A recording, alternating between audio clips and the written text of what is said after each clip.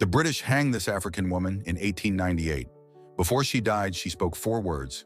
80 years later, an entire nation said she was right. Her name was Nehanda Nyakasikana, Zimbabwe, 1896.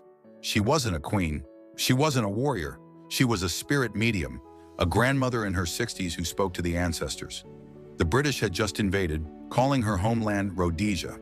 They seized the land, enslaved the people, destroyed the culture. The Shona needed someone to lead them. Nehanda said yes. In 1896, she declared the first Chimurenga, the War of Liberation. She didn't fight with guns or swords. She fought with spirit. She told the warriors, "The ancestors are with you. You cannot fail." Thousands rose up. Villages burned. British soldiers fell. For months, the uprising raged. The British were terrified. They called her the most dangerous woman in Africa. The British sent soldiers, spies, informants. "Find the spirit medium," they ordered. "Without her, the rebellion dies." In 1897, they found her. She was hiding in a cave, still directing the resistance. They dragged her out in chains, brought her to trial in Salisbury, charged her with murder, with inciting rebellion. Nehanda stood before the British court. They expected her to beg, to plead for mercy. Instead, she stared at the judge. "You have no authority over me," she said. "I do not recognize this court. I do not recognize your law."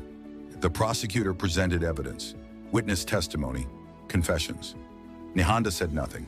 She refused to defend herself, because to defend herself would be to accept their authority, and she never would. The judge sentenced her to death by hanging. She was in her 60s. The British offered her one final chance: convert to Christianity and they'd spare her life. Nehanda looked at them. "I lived by my beliefs," she said. "I will die by them." April 27, 1898. They led her to the gallows in Salisbury prison. The British officials gathered to watch. The rope was placed around her neck.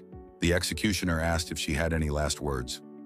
Nehanda looked out at the crowd, at the British soldiers, at the colonizers who thought they'd won. And she said, "My bones will rise again." Then they hanged her. The British buried her in an unmarked grave. They thought it was over. They were wrong. For decades, nothing happened. Zimbabwe remained under British control, renamed Rhodesia. The rebellion was crushed, the people subdued. But Nehanda's words, "Sarni," they didn't die. Mothers whispered them to their children. Teachers spoke them in secret. Revolutionaries carved them into their hearts. "My bones will rise again." They were waiting for 80 years. They were waiting. 1960s, a new generation rose up. 1970s, guerrilla warfare erupted across Zimbabwe. The liberation fighters called themselves the Second Chimurenga. Nehanda's war, reborn. They carried her image into battle, spoke her name like a prayer. "Nehanda is with us," they said. "Her bones have risen." 1980. Zimbabwe won its independence.